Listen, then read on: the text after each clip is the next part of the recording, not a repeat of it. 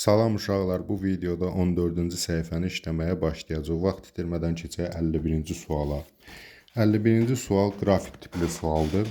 Sualda deyilir, x və y-dən ibarət 3 birləşmədə x-in kütləsinin y-in kütləsinə nisbəti qrafikdəki kimidir. Birləşmədə x-in kütlə payının azalma sırasını müəyyən edin. Görürük ki, bu qrafiki biz fərqli rəqəmlərdir, bunları eyniləşdirə bilərik. Yəni eləyək ki, bu görürük də düz xətt şəklindədir. Yəni bu artdıqca bu da artır eyni qədər. Ona görə də biz bunu çevirə bilərik 21-ə ki, eyni ədədlər olsun. Yəni 21, 7, 7, 3-ünü də 21 formasına çevirə bilərik. Bunu 21-ə çevirmək üçün 3-ə vururuq. Yəni oldu 7 üçün 21. Deməli bunu da 3-ə vurmalıyıq. 3 üçün 9. Daha sonra bunu da yenə 21-ə çevirmək üçün 3-ə vurmalıyıq. 7 üçün 21 və həmçinin 2 üçün 6. Artıq qrafiklərin bir tərəfi bərabərləşib. İndi bizə nəyi deyir? Deyir ki, bu 3 birləşmədə, bu hər 3 birləşmədə x-in kütləsinin y-in kütləsinə nisbəti qrafikdə verilir. Bunu elədik. Birləşmələrdə x-in kütlə payının azalma sırası. Yəni çoxdan aza doğru. Kütlə payının azalması o deməkdir ki, yəni y-in az olduğundan çoxa doğru sırayla düzməliyəm. Yəni baxıb görürük ki, burada birincidə 21x-dir, 6 da qramla verilib. 21 qram x, 6 qram da y-dir. Deməli, sonra baxıb görürəm ki, üçüncüdə 21 qram x, 8 qram y-dir. Yəni y azalıb, x-in kütlə payı artıb. Son olaraq da 9 qram y, 21 qram x. Yəni artıq burada x-in kütlə payı ən az olacaq, y-də daha çox olacaq. Belə dedik, 21 üstə 6, 27-də 21x olmağı, daha sonra 21 üstə 8, 29-da 21 olmağı, bir də 21 üstə 9, 30-da 21 olmağı. Təbii ki, ən çox kütlə payı hansında olacaq? Birincidə, sonra üçüncüdə, sonra ikincidə. Yəni doğru cavab variantı E variantı olacaq. Bu sualın əsas qaydası budur ki, artıq bir tərəf bərabərləşəndən sonra azdan çoxa doğru düzmək. Yəni y nə qədər azdırsa, x-in kütlə payı o qədər çoxdur. Çox olan budur, ortancıl olan budur, ən az olan budur. Çoxdan aza doğru düzmək sırasını soruşduğu üçün olacaq birinci, üçüncü, ikinci. Yəni E variantına uyğun gələcək. Daha sonra 52-ci suala baxırıq. Maddələr verilib, başlanğıc mol miqdarı verilib, artıq qalan maddə və artıq qalan maddə mol sayını soruşur. Reaksiyanı da hazır burada verib əmsallaşmış şəkildə. Ona görə də sadəcə biz qoyacaq yerlərinə və tapacaq. Reaksiya axıra qədər gedirsə uyğun olanları müəyyən edin. Görürük ki, 2 mol SO2 1 mol O2 ilə reaksiya girir və 2 mol SO3 əmələ gətirir. Burada A SO2-nin, B O2-nin miqdarı, Z SO2-nin daha doğrusu artıq qalan miqdarı, artıq qalan maddə hansısa odur. Yəni ola bilsin ki, SO2 yox, O2 artıq qalsın, onun miqdarı. C isə həmin artıq qalan maddədən nə qədər mol artıq qalıb onu göstərir. İndi A-nın yerinə 4 mol, B-nin yerinə 3 mol qoysaq, görəcəyik ki, burada 2-nin 1-ə reaksiya formasında gedir. Yəni 2 hissə bundan, 1 hissə bu reaksiya girir. İndi 3 mol B nə qədərlə reaksiya girməlidir? 6 molla. 6 mol SO2 olmadığına görə, deməli bu sol tərəfə görə götürməliyəm. Yəni eləsini götürməliyəm ki, hamısı qutarsın, biri isə artıq qalsın. Yəni A mol 4 və A-ya 4 qoyduğu üçün 4 mol SO2 nə qədərlə reaksiya? 2 molu 1 molla girirsə, 4 molu 2 molla girəcək. Yəni bu tamamilə 0 olacaq. Bu isə bunun yerində də 3-dən 2 çıxanda 1 mol qalacaq. B hansı idi? Oksigen. Oksigendən 1 mol qalır. Amma burada SO2-dən 1 mol götürüb. Deməli bu yanlışdır. Keçək bu tərəfə. Deməli deyir ki, 3 mol SO2, 3 mol SO2, 2 molu 1 molla reaksiya girirsə, bəs 3 mol nə qədər? 1 yarımla reaksiya girir. Bunu tənasüblə də eləmək olar, amma mən düşünürəm ki, burada çox kiçik ədədlər olduğu üçün uzun-uzadı tənasüb hesablamalarına ehtiyac yoxdur. Biz avtomatik bilirik ki, 2 molla 1 mol reaksiya girirsə, 3 molla da 1 yarım reaksiya girəcək. 3 mol burada tam bitdi. 1 yarım da çıxanda buradan 4-dən 1 yarım çıxanda 2 yarım qalır. Yəni oksigendən 2,5 mol artıq qalacaq. Buna doğru götürürük. Daha sonra baxıb görürük ki, burada 5 mol, burada 2 moldur. 5 mol 2-nin 1-ə girdiyi üçün 5 mol 2 yarımla girməlidir. Burada da 2 yarım olmadığına görə deməli bu dəfə mən O2-yə görə hesablayacağım. 1 mol O2 2 mol SO2 ilə reaksiya girsə, bəs 2 mol nə qədərlə? 4 molla reaksiya girər. 4 molla reaksiya girəndə 5-dən 4-ü gedər, qalar 1-i. Yəni SO2-dən A hansıdır SO2-nin? SO2-dən 1 mol artıq qalar. Bunu da doğru göstərir. Bizdə də doğru olanları soruşurdu. Ona görə də mən 2-3-ü, yəni D variantını seçirəm. Bir daha 53-cü sualın üzərində daha da geniş surətdə belə dedi, təfərrüatlı izah edəcəm. Hər iki sual da eyni tip sualdır. Yenidən diqqətimizi toplayaq 53-cü suala. Deyir ki, başlanğıc maddələr SO2, O2, A mol SO2, B mol O2, artıq qalan maddə hansısa O2 də ola bilər, SO2 də ikisindən biri artıq qalacaq. Hansı maddədirsə o və nə qədər artıq qalacaq, 1 mol, 2 mol, 5 mol, həmin o artıq qalan mol miqdarını da bura yazacaq. Reaksiyanı hazır əmsallaşmış şəkildə verib, deyir ki, reaksiya axıra qədər gedərsə uyğun olanları müəyyən edin. Baxıb görürəm ki, 2 mol buradan verib, 6 mol buradan. 2 mol SO2 nə qədər O2 ilə reaksiyaya daxil olur? 1 molla daxil olur. Yaxşı, burada da 2 mol verib SO2-dən. Deməli, o 1 molla reaksiyaya daxil olacaq. 1 molla reaksiya. Nə qədər artıq qalacaq? 5 mol artıq qalacaq. Hansından? Oksigendən. Oksigendən 5 mol artıq qaldı. Deməli, birincisi doğrudur. İkincisinə baxırıq. 3 mol SO2 nə qədərlə reaksiya daxil olacaq? 2 molu 1 moluna girsə, bu əmsallara baxıram da, mən 2 buradadır, 1 əmsal olmadığı üçün 1 deməkdir bu. 2 molla 1 mol girirsə, deməli 3 molla da 1,5 mol, yəni yarısı qədər reaksiya girəcək. Deməli, nə qədər artıq qalacaq? 3,5 mol artıq qalacaq. Hansından? B hansının idi? Oksigen. Deməli, oksigendən 3,5 mol artıq qalacaq. Bu da doğrudur. Sonra baxıb görürəm ki, 6 mol SO2, 2 mol 1 ilə girsə 6 mol, 3 molla reaksiya girəcək. 3 molla reaksiya girəcək və axırda nə qədər qalacaq? 1 mol. Amma burada 1-i düz göstərsə də SO2 yazır. Bax, SO2-dən yox. B O2-nin idi. Yəni O2-dən artıq qalacaq.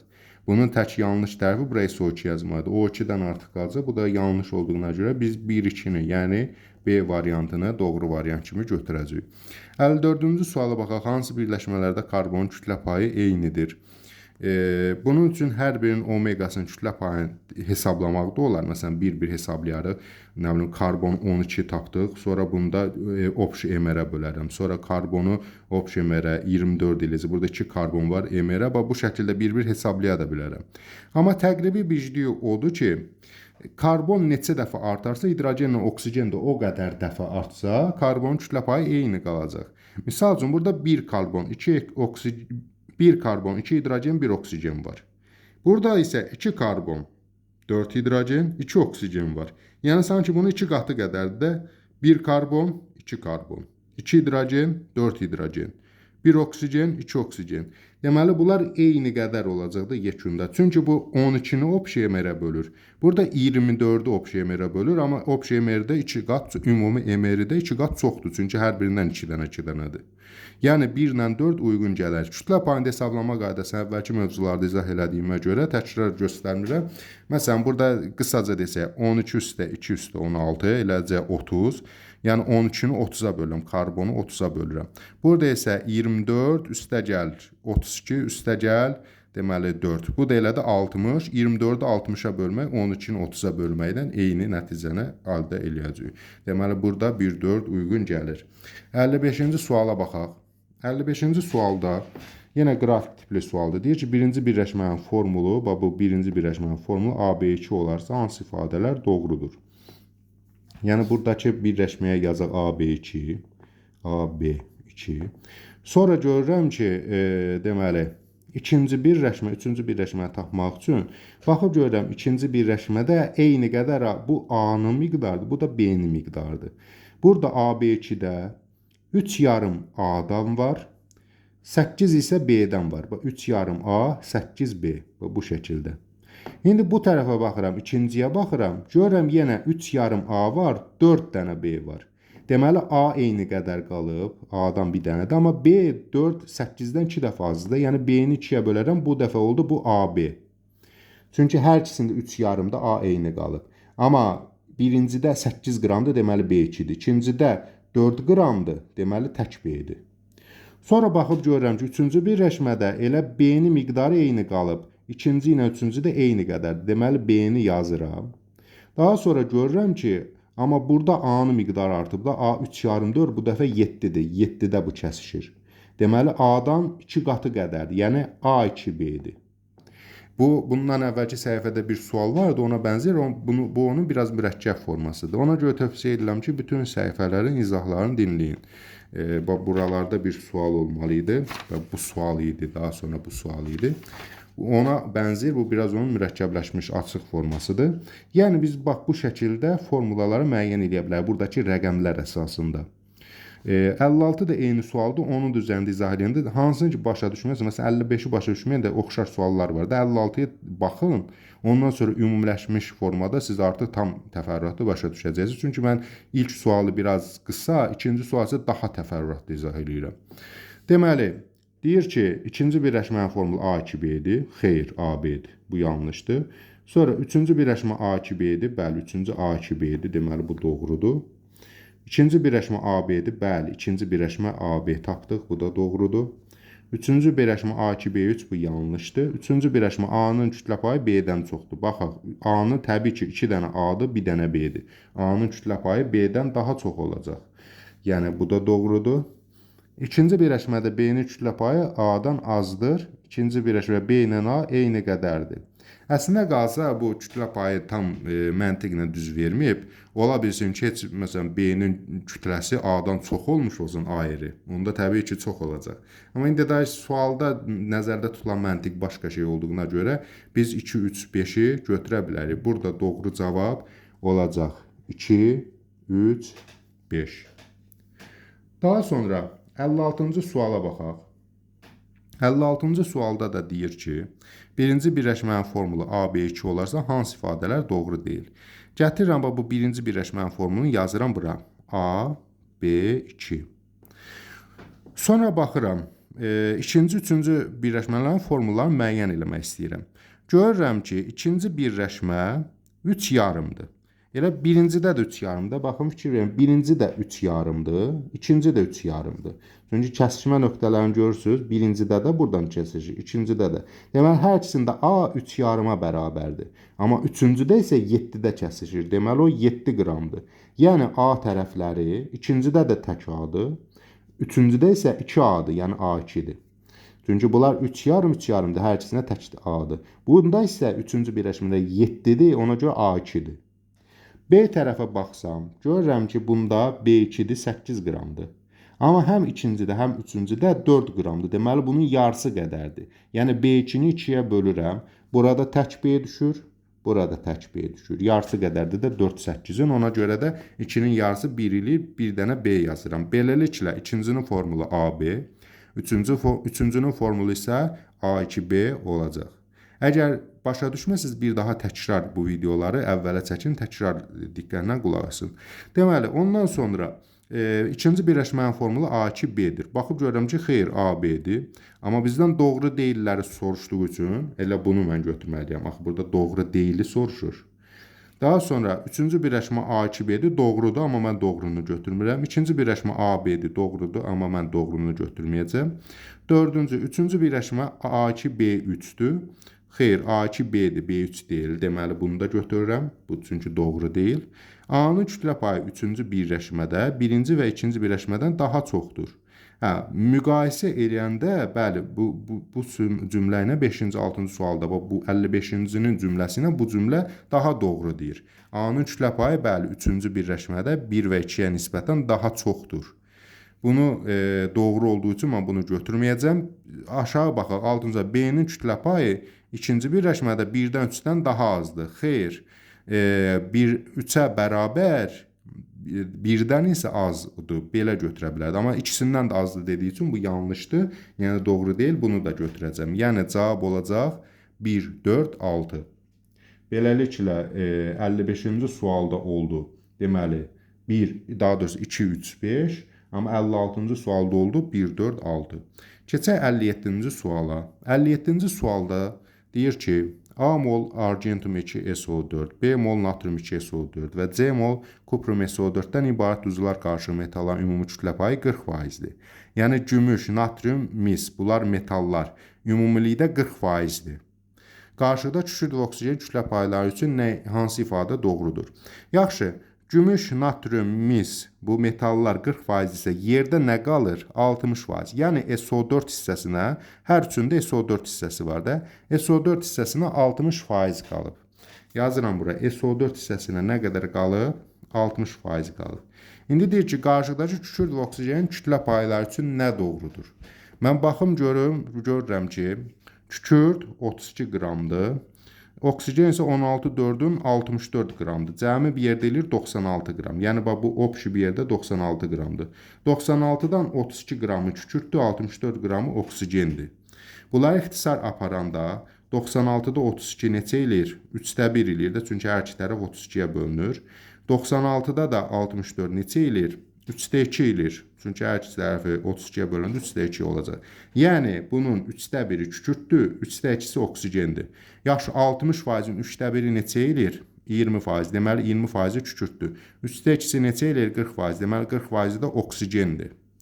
O halda mən götürməliyəm kükürt 20%, yəni 3-cü bənd və oksigen 40%, yəni 6-cı bənd.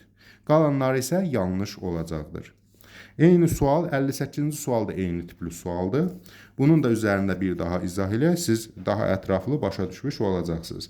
Deməli 58-də deyir ki, bu dəfə yenə hər üç maddəni verib. Deyir bu duzlar qarşısında metalların kütlə payı 40%-dir. Yəni kalium, natrium, kalsium opşi bir yerdə 40%-dir. SO3-lərə neçə faizi qaldı? 60%. Yəni SO3-ün ümumi kütlə payı 60%-dir. Sonra deyir ki, qarşıda kükürt və oksigenin kütlə payları üçün nə doğrudur? Əvvəlcə bilirəm ki, qarşıda opşi SO3 60%-dir. İndi hər birinin nə qədər hissəsinin olduğunu bilərək 60%-dəki kükürdün miqdarını və oksigen miqdarını tapacağam. Əvvəlcə baxaq, 32 üstə 16 üçün 48. Opşi bu SO3 bir yerdə nə qədərdir? 32 üstə 48, 80 qramdır. Bunun 32 qramı kükürdə aiddir. 16 üçün 48 qramı oksigenə aiddir. 80-də 32 və 80-də 48. Bu şəkildə yazın. 80-də 32 böləndə elə ondalıq ədəd şəklində bölək, o daha rahat olacaq. Əslində 5-də 4, daha doğrusu 16-ya bölündə 5-də 2 kimi götürə bilərdik. Mən daha rahat olsun deyə 10-da 4, yəni 0,4 götürürəm. Və burada da həmçinin 16-ya ixtisar gedəndə 5-də 3 də götürə bilərdi. Amma daha rahat olsun deyə mən bunu deməli 8-ə bölürəm. Bunu da 8-ə, 8-6 hissəsi, 0,6 hissəsi də budur. Deməli 0,4 hissəsi kükürdə aiddir, 0,6 hissəsi oksigenə aiddir. O halda 60-ı 0,6-sı nə qədər eləyir? 36% eləyir. Yəni 10-a bölüb 6-ya vuranda 36% oksigen, 0,4 isə də kükürdün idi də, yəni 10-da 4 isə 40%-dir. Digər deyişlə 60-ın 40%-i də 24% eləyir. Və ya belə də tapa bilərdi, 5-də 2-si, 60-ın 5-də 2-si 24, 60-ın 5-də 3-ü 36. Deməli 24% kükürdə, bu da uyğun gəlir birinci bəndə, 36% oksigenə. Bu da uyğun gələcək 5-ci bəndə. 1 ilə 5, 58-ci sualda doğru olacaq. Digərində isə 3 ilə 6 doğru idi, yəni 57-ci sualda. 59-cu suala baxırıq. Bu dəfə bizə kuprum oksid birləşməsində misin kütlə payını faizlə hesablamaq tələb olunur. Kütlə payının düsturundan bilirik ki, deməli, omega bərabərdir. Omeganın içərisində bizdən nəyi soruşur? Misin kütlə payını. Mötərizənin içərisində misi yazırıq. Bərabərdir. Ümumi emeri aşağıda, amma misin ayirin onun indeksinə hasilsə yuxarıda yazmalıdır. Düstur bu şəkildədir. İndi baxıb görürük ki, kuprum oksiddə 64/16 opşi emer, ümumi emer aşağıda yazıram. Yuxarıda isə misin kütlə payı, yəni misin 64-ündə yuxarıda yazıram. Ondan da bir dənədir də, yəni indeksi yoxdur. Və onu da vururam faizlə soruşur məndən, faizlə soruşduğu üçün 100%-ə. Sıfırlardan birini seçsəm 8, deməli 64-ü 8-ə bölündə 8, 8 10 80. Bu da o deməkdir ki, 80%-ə bərabərdir. Yəni 59-cu sual açıq sualdır. Bu da eləyir 80%. Daha sonra keçək 60-cı suala. Alüminium 2S3 birləşməsində kükürdün kütlə payı. Bu dəfə omega, yəni kükürdün kütlə payı bərabərdir. Alüminium 2S3-ün tapaq. 27-ni vururam 2-yə, elədi 54. 32-ni də vururam 3-ə, yəni indeksini elədi 96. Bu da elədi 150. 150 məxrəcidə ümumi kütləni. Daha sonra kükürdün kütləsi də 32 üçün 96-da surətdə. Bunu da vurmalıyam 100%, çünki faiz ilə soruşur. Bərabərdir. Deməli, elə bunun asan qaydası budur ki, 150-də 96 %64 deməkdir də. Belə də eləyə bilər, %64, 100-ü də çıxarıq 64%. Və yaxud da ki, adi qaydada ixtisarımızı aparsaq, onda belə bir ixtisar apara bilərik. 0-dan 0 getdi. Burada qoyaram, deməli, yenə həmçinin 5-lə bunu 2 eləyək, 5 getdi, oldu 3. Sonra 96-nı da 3-ə böldüm, 3 getdi, bu qaldı 32. 32-ni də 2-yə vurdum, 64%. Belə də hesablaya bilərik. Amma 150-də 96 ilə %64 deməkdir. 50-də 32 deməkdir. 1,5-ə bölərəm 150 olduğuna görə. 96-nı 1,5-ə böləndə 64 eləyər. Yəni, burada bu açıq sualının doğru cavabı 60-cı sualın doğru cavabı 64% olacaq. Keçək 61-ci suala. 61-də, ümumiyyətlə bundan sonraki hamısı açıq suallardır. Çalışacağım biraz daha təfərrüatlı izah edeyim.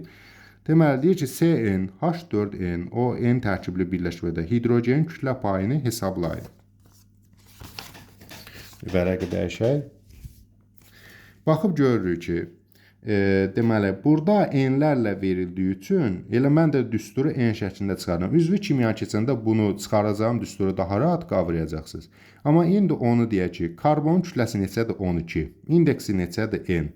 Deməli, bu MR-i tapmaq üçün MR, CN, H4N, ON-i tapmaq üçün bərabərdir. Karbonun 12-dir kütləsi. Vururam N-ə. Üstə gəlirəm. Deməli, hidrogenin kütləsi neçədir? 1. Ondan nə qədərdir? 4N qədər. 1-i 4N-ə vuranda elə eləyir 4N. Üstünə gəlirəm. Oksigenin kütləsi neçədir? 16. Oksigenlər neçədəndir indeksi? N. Normalda biz indeksə vururduq. İndeksi bilmədiyimiz üçün N-ə vururuq. Onda 16N-in də bu şəkildə yazıram. 16 vurulsun N bərabər 16N. Deməli, 16, 4, 12 elədi. Cəm bir yerdə 32N. Yəni, bunun MR-i, bu maddənin ümumi kütləsi 32N-ə bərabərdir. Burada da deyir ki, hidrogenin kütlə payını tapın. Yəni, omega hidrogen bərabərdir. Məxrəcidə ümumi kütləni yazırdıq da, MR-i yazırdıq. Yazıram 32N. Surətdə isə hidrogenin kütlə payı neçədir? 1-i vururam 4N-ə. Yuxarıda da hidrogen kütləsi 4N. Sonra faizlə soruşur da məndən. Faizlə soruşduğu üçün bir də vururam 100%-ə. Bərabərdir. N-ləri çıxaram buradan. Surətdə də məxrəcdə də var. Çünki 32-də 4, 8-də 1 deməkdir. 100%-in 8-də 1-i də 12,5% eləyər. Yəni, burada doğru cavab olacaq. 61-ci sualda doğru cavab olacaq 12,5%. Yazıram bura 12,5%. 62 də bənzər sualdır. Və biz bilirik ki, məsələn, üzvü kimyanın indi nəzəriyyəsini oxuyanda bilirik ki, məsəl üçün, tutaq ki, biz deyirik alkanlar CN, H2N, plus 2. N-lərlə göstərir orada. Kütləsini göstərəndə artıq, məsələn, karbon 12-dir, olur 12N, hidrogen 1-dir, olur 2N plus 2, cəmi olur 14N plus 2. Bu N-in yerinə bu indeksdəki ədədləri qoyanda 1, 2, 3, 4 və s. kütləsini tapmış oluruq. Amma indi üzvü kimya keçməyibsiniz, yəni kimya ilk anlayışlarını ilk dəfə əgər testi işləyirsinizsə, burada bunun yenə 61-ci sualdakı kimi özümüz tərtib eləyəcəyik. Necə? Əvvəlcə baxıb görürəm ki, karbon 12-dir. Deməli, MR-in tapmaq üçün, çünki axı kütlə payını tapmaq üçün birinci MR-i bilməliyəm. Axı məxrəcdə mən MR-i yazıram, yəni ümumi kütləni yazmalıyam məxrəcdə. Onun üçün də bunu ayrıca hesablayıram. Normalda heç altında hesablayırdıq sürətlə. Sadəcə bunun qaydasını göstərmək üçün deyirəm. MR, CN, H4N, ON. Bunun ümumi kütləsini, yəni MR-in tapırıq. Deməli, karbon 12-dir. 12-ni N-ə vuranda eləyir 12N. Üstünə gəlirəm. Hidrogen 1-dir. 1-i 4N-ə vuranda eləyir 4N. Üstə gəl, oksigen 16-dır. 16-nı oksigenin ayağındakı ədədir. Yəni N-ə vururam, olur 16N. Bərabərdir. 12 üstə 4, 16, 16 üstə 16 da elədi. Deməli, 32N. Elə bayaqki kimi hesablayırıq. Sadəcə elə təkrar ki, hesablamış olduq. Başa düşməyənlər üçün daha ətraflı başa düşsünlər deyə. İndi bu dəfə bizə deyir ki, bu birləşmədə karbon kütlə payını hesablayan, bayaq amma hidrogenin kütlə payını hesablayırdı. Omega karbon bərabərdir. Məxrəcdə MR-i, yəni 32-ni yazıram. Surətdə isə karbonun nə qədərdir? N qədər idi. Karbonun kütləsi də 12 idi. Yəni 12-ni vururam N-ə. Olacaq 12N. N'lər, yəni faizlə soruşduğunuzda bir də 100%-ə vurmalıyam. N'lər burada ixtisar getdi. 32-də 12, yəni 8-də 3. 100%-in 8-də 3-ü də eləyir 37,5%. Yəni burada doğru cavab olacaq 62-ci sualda 37,5%-ə bərabər olacaq. Daha sonra 63-cü suala keçək. 63-cü sualda görürəm ki, metallar verib, 2 dənə metal verib, metalın qramlarını göstərib, birində verib, birində x qoyub və atom sayının bərabər olduğunu göstərir. Bizdən x-i hesablamaq tələb olunur, yəni natriumun verildiyi kütləsi. Əgər burada atomların miqdarı bərabərdirsə, o deməkdir ki, bunların molları da bərabərdir. Yəni, eyni mol qədərdir. Bu neçə moldursa, bu da eyni qədər moldur. Baxıb görürəm ki, kalsium burada 20 qramdır. Normalda kalsium neçə qramdır? 40 qramdır. Yaxşı, 1 molu 40 qramdırsa, bəs neçə molu 20 qramdır? X də bərabərdir. 1-i 20-yə vurub 40-a böləndə 0,5 mol. Yəni, həm kalsium indi 0,5 mol olduğunu tapdım, deməli, natrium da 0,5 mol olacaq. Deməli, biz nəyin əsasında tapdıq? İkisinin də N olduğunu bilərək, bildik ki, ikisi də eyni mol miqdardadır. Əvvəlcə bunun molunu tapdım. Gördüm ki, 1 molu 40 qramdırsa, 20 qram da yarım mol eləyər. Çünki 40 qram 1 moldursa, 20 qram yarım mol eləyəcək. O halda eyni qədərdirsə, aşağıdakı da yarım mol eləyəcək. İndi yaxşı, normalda natrium 1 molu 23-dürsə, natriumun 1 molu 23-dürsə, bəs yarım molu nə qədər eləyəcək? X-i də taparam. 0,5-i 23-ə vurub 1-ə böləndə 11,5 eləyəcək. Yəni, x nəyə bərabərdir? 11,5 qrama bərabərdir. Burada vasitəçi olaraq burada N olmağından eyni molu tapdıq. Gördük ki, yarım mol 20 qramdırsa, elə bu da yarım oldu. Deməli, bu da 11,5 qram eləyəcək. Yəni, 63-cü sualın cavabı 11,5. Buraya yazaq. 11,5 qram. Cavab budur. Sağ olun uşaqlar, növbəti dərslərdə, yəni növbəti dərsdə artıq 15-ci səhifəni işləyəcək. Həmin səhifəni işləyəndə artıq 64-cü sualda oxşar sualdır. Həmin o 64-cü sualda buna bənzər şəkildə işləyəcək. Kim başa düşməsə, həmin səhifədə baxar. Sağ olun, növbəti dərslərdə görüşənədək.